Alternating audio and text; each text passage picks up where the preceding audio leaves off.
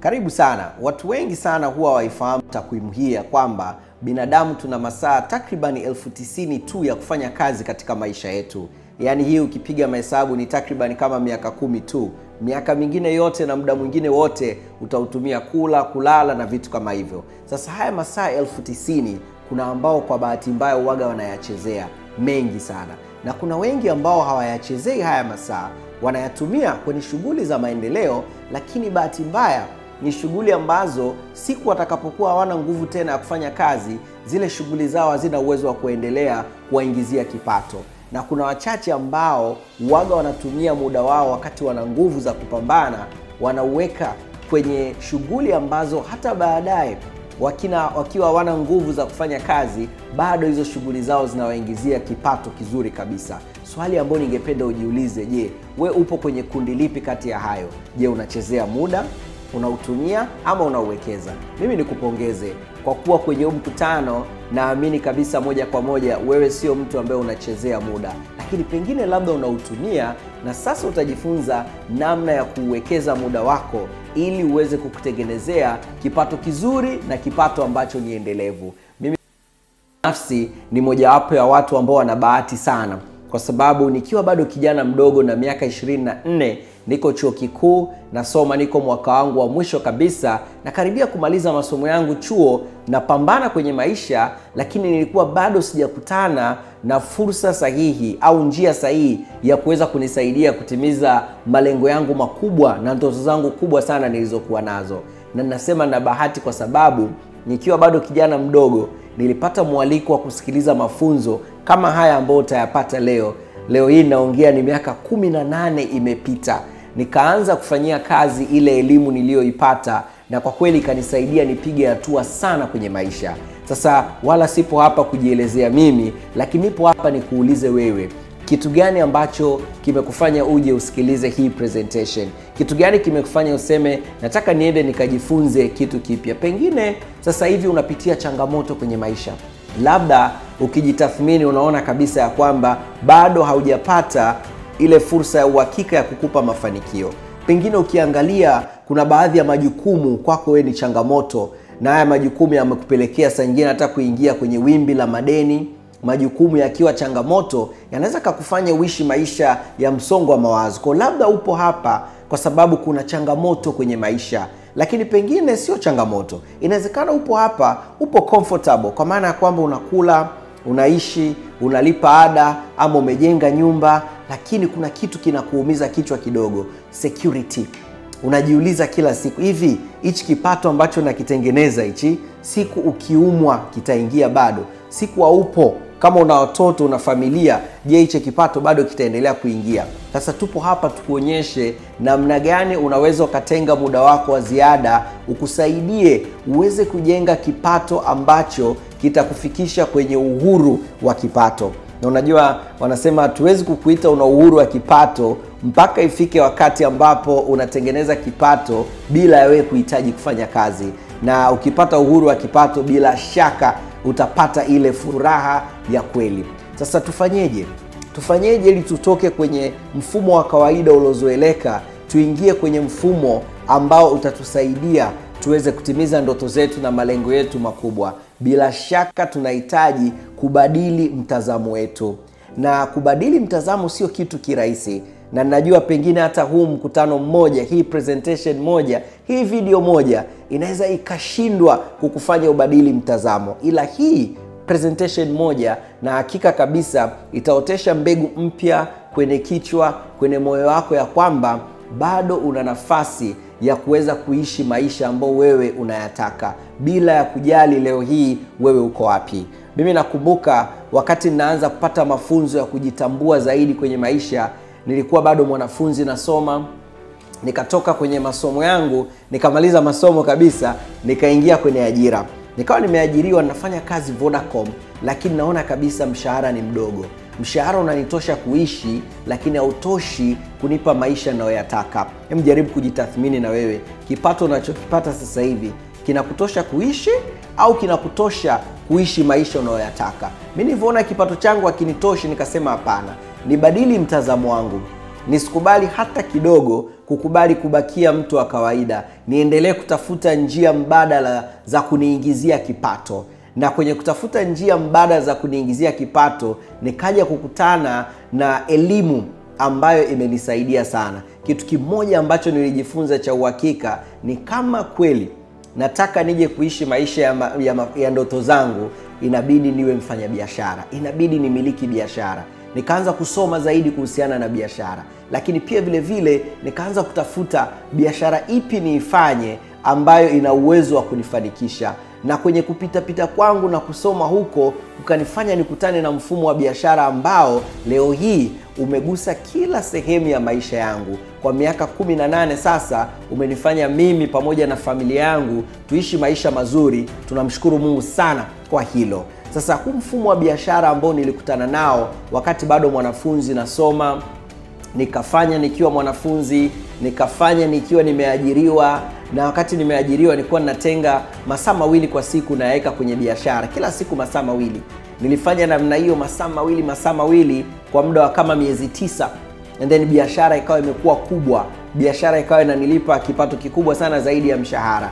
Nikaamua kuacha ajira, nikaingia kwenye biashara moja kwa moja. Kwa hiyo kuanzia mwaka 2008 mpaka leo mwaka 2025 na miaka 17 ya kuendesha maisha yangu kama mfanyabiashara. Na ninakukaribisha leo hapa ujifunze nini ambacho unaweza ukafanya ili uweze kuwa mfanyabiashara. Na pengine ukiwaza kuwa mfanyabiashara, unahitaji kukumbushwa sababu za msingi za wewe kuwa mfanyabiashara. Nilisoma hichi kitabu cha Bwana Robert Kiyosaki, kinaitwa Guide to Investing. Na wakati nanunua hichi kitabu na kisoma, lengo langu lilikuwa nijifunze vitu gani nifanye vya uwekezaji ili pesa yangu ya biashara izidi kuwa kubwa. Alafu cha ajabu nikakuta kwenye hicho kitabu amefundisha ya kwamba investment nzuri kuliko zote, the best investment kubwa kuliko yote ambayo utafanya ni kujenga biashara. Kwa naomba nikuulize sasa hivi, je, umeshapata biashara ambayo ukiishika, ukipambana nayo inaweza kukufanya utimize malengo yako makubwa? Na je, upo tayari kujifunza?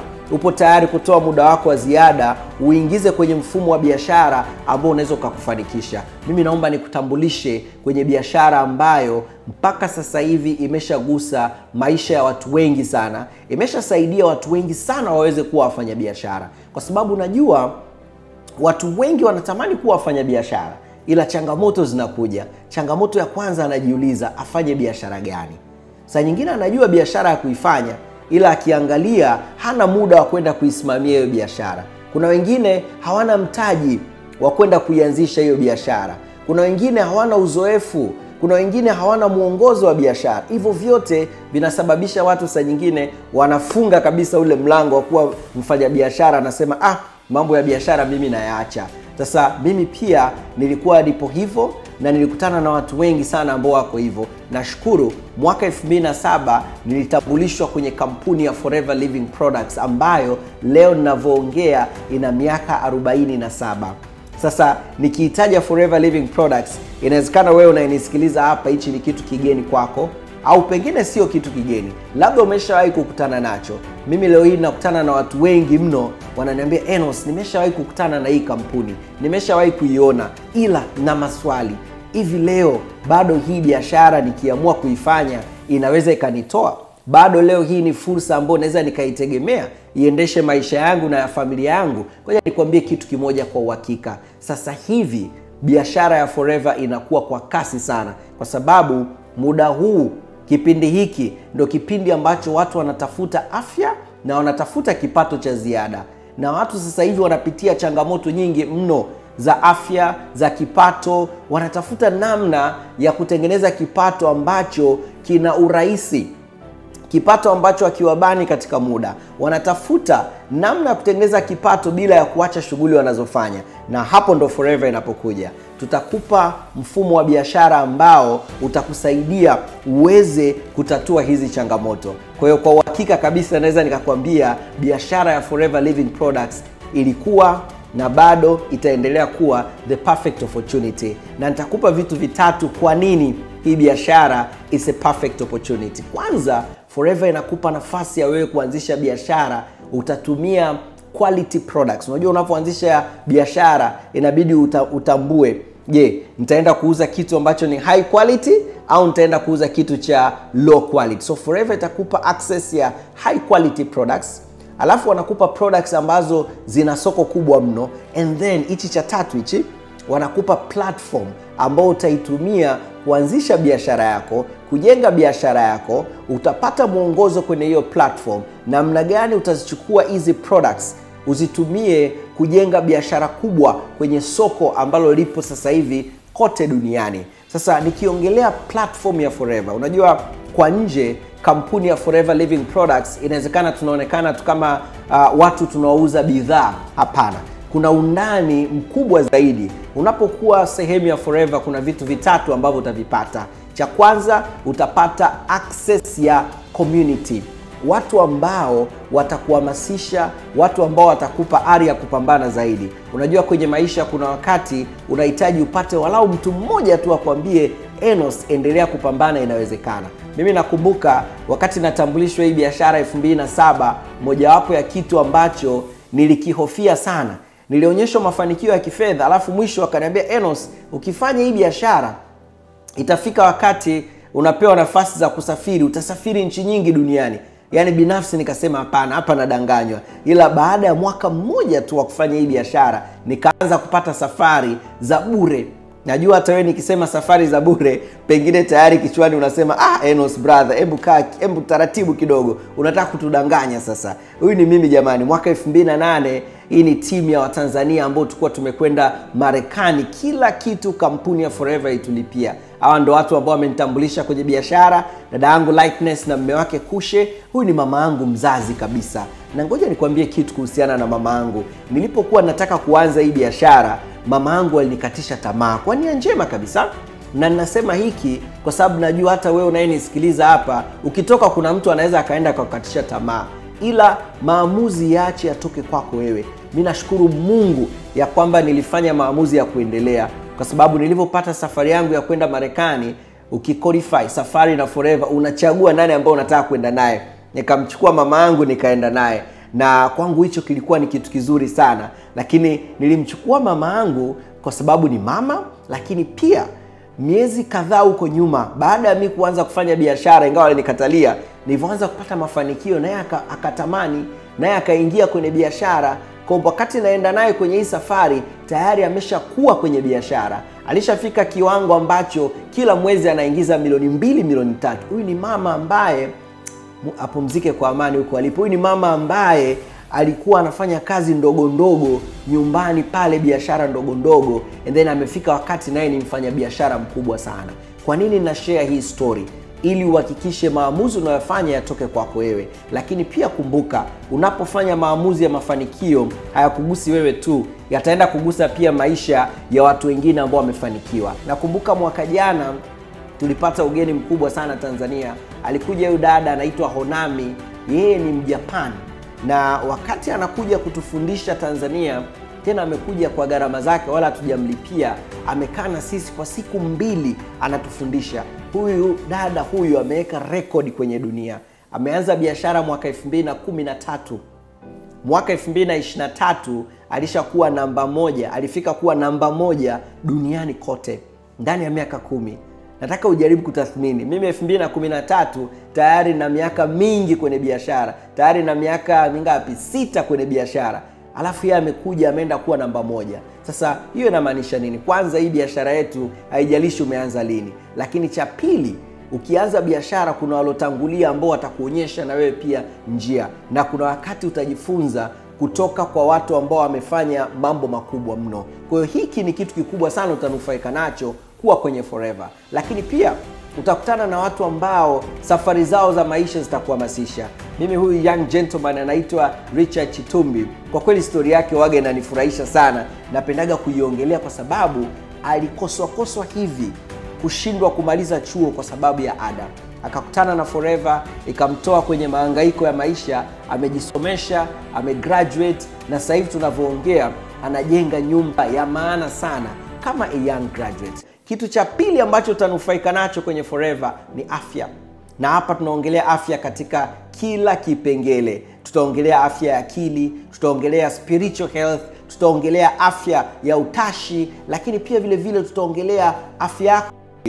Unajua kuna mwanafalsafa mmoja alisema unaweza ukaorodhesha matatizo kama 100 ulokuwa nayo, lakini siku ukiumwa uko hospitali, tatizo litakuwa ni moja tu, afya.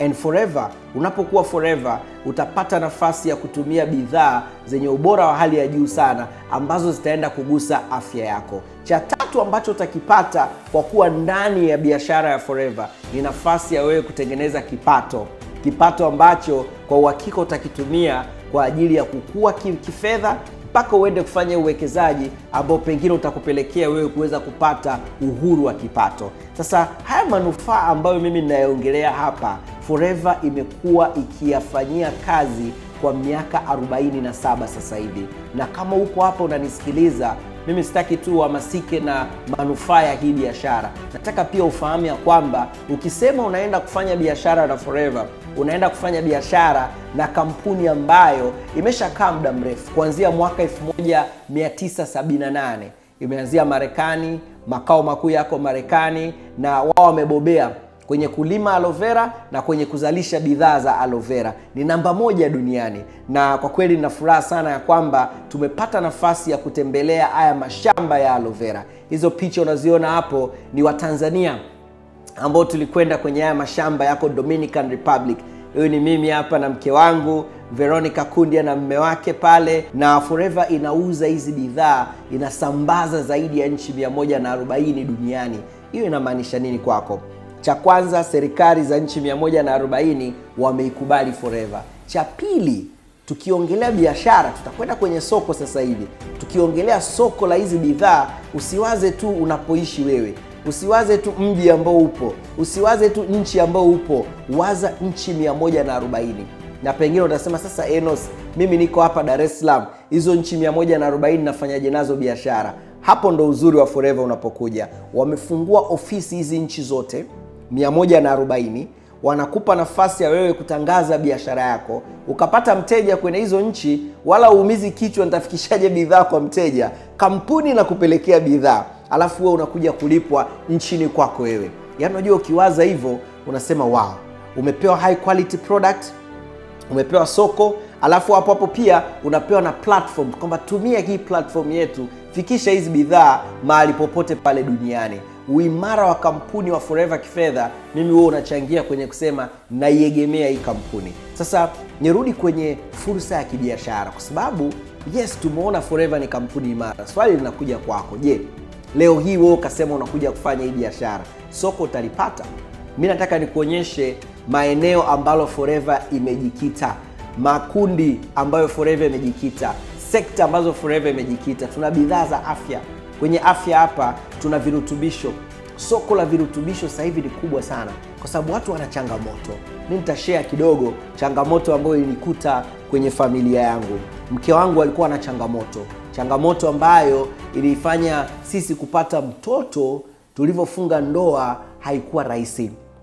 Tulivyofunga ndoa miaka 4 ya kwanza hatukuweza kuwa na mtoto. Ilipofika wakati tunatamani kuanza kuwa na familia, mke wangu yeye kitaaluma ni daktari, na alijua kabisa changamoto aliyokuwa nayo suluhisho haiwezi kuipata hospitali. Kwa tukaja kwenye bidhaa, tukatumia hizi bidhaa, na nashukuru Mungu sana, baada ya kutumia kwa miezi 2 tukapata mtoto wa kwanza.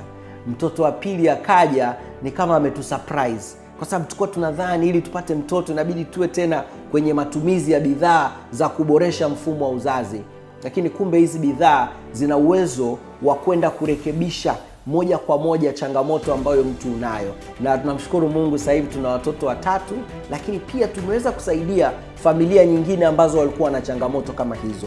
Sasa hii haimaanishi bidhaa zetu ni dawa, wala hazijatengenezwa kwa ajili ya kutibu ugonjwa wowote, wala hazijatengenezwa kwa ajili ya kuzuia ugonjwa wowote. Hapana.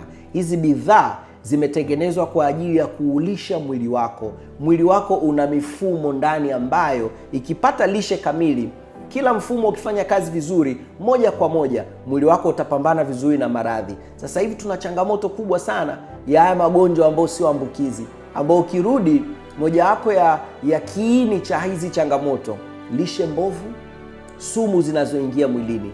Ukaanza kutumia hizi bidhaa, ukaanza kunywa juice za aloe vera zitaenda kukusaidia kurekebisha mifumo yako ya mwili. Sasa ukiangalia hilo eneo moja tu, hilo tayari ni sekta kubwa sana kibiashara. And Forever wanakupa bidhaa za kufanya nazo biashara hilo eneo. Tuna bidhaa pia kwa ajili ya skin care.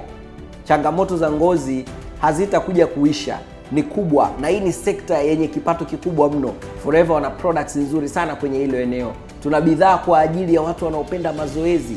Tuna bidhaa kwa ajili ya watu ambao wanahitaji kupunguza uzito. Yote hayo ni maeneo ambayo sasa hivi walengwa ni wengi, wahitaji ni wengi sana. Sasa nikiangalia katika bidhaa zetu, sitaacha kuigusia kidogo hii juice ya aloe vera, ambayo kwanza itaenda kufanya kazi nzuri sana ya kusafisha mwili wako, kutoa zile taka mwili, itaupa mwili lishe, itaupa mwili virutubisho vyote. Lakini pia hii juice ya aloe vera moja kwa moja inaenda kusaidia kuboresha mfumo wa mmeng'enyo, inaenda kusaidia kuboresha mfumo wa kinga ya mwili, na ndio maana watu wakianza kutumia hii wanakuta hata choo wanapata vizuri. Tuna bidhaa za matumizi ya kila siku ya kawaida, sabuni yako ya kuogea, dawa ya meno, deodorant. Nimeongelea kuhusiana na sekta ya ngozi. Hilo ni eneo lingine ambalo lina wateja wengi kweli kweli, na karibu kila mtu ambaye anatamani ngozi yake hiyo vizuri atajiuliza tu, hicho unachoniambia kinafanya kazi kweli? Je, kuna kilichomsaidia? Sasa uzuri hawa watu wote ambao wameshapata matokeo kwa kupitia hizi bidhaa zetu wanaweza kuwa shuhuda kwa wateja wako. Tuna bidhaa za kudhibiti uzito. Yote haya ni maeneo ambayo leo hii yanawahitaji wengi mno. Wapo watu ambao wameshapunguza kilo nyingi mno. Wapo ambao wameweza kubadilisha kabisa mionekano yao. Sasa mimi nataka kichwani uwaze biashara. Je, umeona the way Forever inakupa namba 1 quality products, namba 2 inakupa soko kubwa, namba 3 inakupa sasa platform ya kufanyia biashara hizi bidhaa. Tunafanyaje biashara na hizi bidhaa? Kwa kawaida wa biashara huwa unakwenda namna hii. Bidhaa inatoka kwenye kiwanda, inaenda kwa distributor, labda msambazaji mkubwa, inaenda mtu wa jumla, mtu wa rejareja, kisha mteja wa mwisho. Hivi ndio namna biashara nyingi sana zinafanyika. Sasa Forever sisi hatutumii mfumo huu. Sisi tunatumia mfumo wa kisasa ambao tunauita biashara ya mtandao. Kwenye mfumo wa biashara ya mtandao, wewe kama mfanyabiashara unapewa uwezo wa kununua mzigo wako kwenye kampuni moja kwa moja, alafu uende ukamuuzie mteja moja kwa moja. Kwa kibiashara unatengeneza faida kubwa mno. Na huu mfumo wa biashara ya mtandao wengi hawajui, lakini mfumo ambao sasa hivi unafanya mauzo makubwa sana duniani. Hebu linganisha mfumo wa biashara ya mtandao umeingiza kiasi gani mwaka 2024 ukilinganisha na sekta nyingine. Sekta ya muziki bilioni $30, movie zote tunazoziangalia bilioni 50, network marketing bilioni 200. Yaani hiyo inakuonyesha ya kwamba kuna biashara kubwa sana zinafanyika kwa kupitia biashara ya mtandao. Nikija kwenye Forever, kila bidhaa tunayouza tunatengeneza faida kati ya 42% mpaka 92%, na hii faida inatosha mtu kutimiza malengo yake. Na unajua nikiongelea neno kuuza, pengine hapo unanisikiliza and kichwani unasema, Enos, mimi wateja nitawapata wapi? Ngoja nikuonyeshe mfano wa huyu gentleman mmoja hapa anaitwa Venance. Venance hakupata nafasi ya kusoma sana. Alivyofika kidato cha 4 akashindwa kuendelea na masomo, yuko Bukoba. Akaanza kufanya kazi ndogo ndogo tu, analima huko Bukoba. Baadaye akaja Dar es Salaam kupambana kutafuta maisha. Akawa anafanya kazi za ufundi, anauza line za simu barabarani. Yule mtu anayepambana, anayehaso. Siku moja akakutana na Forever, akatambulishwa Forever, akaipenda, lakini yeye kitu kilikuwa kinampa changamoto ni atapata wapi wateja.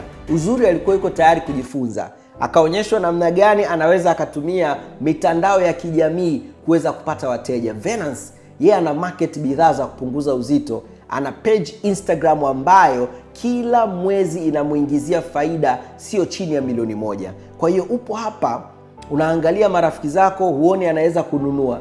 Ukiangalia ndugu zako unashika kichwa, ndo balaa kabisa. Ukiangalia sijui wafanya kazi wenzako unaona, Enos, wewe hujui ndugu zangu mimi, hamna atakayenunua hizi bidhaa. Usihofu, tutakufundisha namna ya kupata wateja kutoka kwenye soko jipya kabisa. Venance account yake alifungua maalum kwa ajili ya biashara. Hakuwa mtu wa mitandao. Mwaka 2023 na hisi aliweza kutengeneza faida iliyomfanya aweke akiba ya milioni 11. Hivi unajua ni Watanzania wachache sana ambao ndani ya mwaka wanaweza wakaweka akiba ya zaidi ya milioni 10. Venance kidato cha 4, Instagram imemuingizia faida kama hiyo. Lakini wanasema kama hauna kitu kinachokusukuma, hata kama njia ipo, hautaweza kuitumia hiyo njia. Venance kuna kitu kilikuwa kinamsukuma. Hiyo nyumba unayoiona hiyo ndio ilikuwa inamsukuma. Sikiliza, unasema Enos, ujui wewe kazi yangu imenibana. Teddy ameajiriwa ni auditor, kazi yake imembana, lakini alikuwa anaona kipato hakitoshi, akaanza kufanya forever part time. Mwaka wa kwanza amesave zaidi ya milioni 10. Baada ya miaka 2.5 amenunua gari ambayo alikuwa anaitaka. Wewe milioni 10 utaipeleka wapi? Kila mtu ana pa kwake pa kuipeleka. Tuna wadada wadogo, labda upo hapo unanisikiliza, uko chuo and then unasubiri umalize chuo ndo uanze kutafuta hela. Wewe usifanye hilo kosa, anza sasa hivi. Vivian ameanza kufanya biashara akiwa mwanafunzi chuo, anatengeneza paka milioni na zaidi kama mwanafunzi. Ana market products online. Akiwa na miaka 26 amenunua gari yake. Karibu asilimia pengine 90 na ya kipato ambacho amekitengeneza, ambacho kimemfanya anunue hii gari, kimetokana na mauzo ya hizi bidhaa. Sasa Forever tuna vipato vikubwa viwili. Tunanunua bidhaa, tunauza, tunapata faida.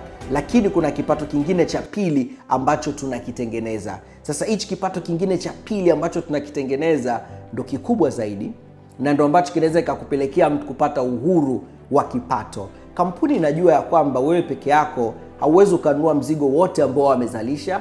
Wewe peke yako hauwezi ukasupply bidhaa kwa wateja wote. Kwa wanakupa nafasi ya wewe kuwaletea watu wengine, na wenyewe pia wawe mawakala wa Forever, na wenyewe wanunue bidhaa zao Forever wakauze kwa wateja wao. Swali pengine utajiuliza, Enos, watu mimi nitawatoa wapi? Maeneo mawili. Cha kwanza, tutakufundisha namna ya kupata watu kutoka kwa watu ambao unafahamiana nao. Alafu tutakwenda kwenye kundi la pili, watu wapi ambao ufahamiani nao, marafiki, ndugu, majirani, lakini na watu wapi. Hawa wanaokuja wananunua bidhaa na wenyewe wanaenda kuuza kwa wateja wao, wanatengeneza faida kama vile wewe unavyotengeneza. Lakini kwa sababu hawa watu wewe ndo chanzo cha wao kuja, wanaponunua kila siku wewe kuna pasenti unalipwa, na wenyewe wataenda kuleta watu wao wengine. Wanavoleta watu wao wengine, huku chini huku wataibuka watu wengine. Wote hawa wanachonunua kwenye kampuni, wewe kuna pasenti ambayo unalipwa. Sasa ukiwaza hivi vitu viwili, kuuza bidhaa, kujenga timu, pengine utasema Enos, navutiwa, ila aisee, mbona kama sioni kama nitapata muda wa kuifanya hii biashara. Forever ni biashara ambayo iko flexible sana. Wewe utaamua unataka kuifanyaje biashara. Kuna ambao wanafanya hii biashara almost online 100%. Nitakupa mifano ya baadhi ya watu ambao wanatumia mitandao ya kijamii, wanakusanya watu huko, wanawaleta kwenye Zoom, wanawaleta kwenye WhatsApp, wanawafundisha. Emma Kiula yuko hapa Tanzania, lakini amejenga biashara Namibia, ameanza online. Kwa kama unaweza ukapata muda wa kuwa online, unatutosha sisi kufanya kazi na wewe. And of course, kuna raha bwana mkikutana ana kwa ana, au sio? Kwa hiyo baada ya muda utatoka online, utasema sasa naenda ana kwa ana. Neema sasa hivi ni mtu ambaye anaenda Namibia mara kadhaa, anakaa na timu yake kule, anaifundisha, na ni mtu ambaye anaifanya hii biashara kwa muda wake wote. Kwa leo hii wewe tutakupa mfumo ambao utaendana na ratiba yako, utaendana na muda wako. Na unapoanza biashara, tutakusaidia uweze kupiga hatua ngazi kwa ngazi. Ziko ngazi tofauti tofauti kwenye biashara. Utaanza na ngazi ya chini kabisa, inaitwa assistant supervisor. Wasiliana na ambaye amekutumia hii video, atakuonyesha namna gani utakuwa assistant supervisor. Alafu lengo kuu tufike hii ngazi inaitwa manager. Ukifika hii ngazi inaitwa manager, kipato kikubwa, lakini pia unaanza kupata mabonus makubwa, unaanza kupata na incentives nyingine. Ngoja nikupe mfano wa huyu dada anaitwa Mwantum, ambaye alianza biashara akiwa yuko chuo, na akasoma maisha yake yuko chuo. Yeye hayuko cheo cha manager, alikuwa kwenye cheo kinaitwa supervisor, na akiwa bado kwenye cheo cha supervisor bado ameweza kufanya mambo mengi sana. Amejilipia ada, amesaidia wazazi wake, yani alikuwa anajitegemea kifedha 100%. Kuna wakati ndani ya miezi 7 aliweza kuweka akiba ya zaidi ya milioni 10 in 7 months.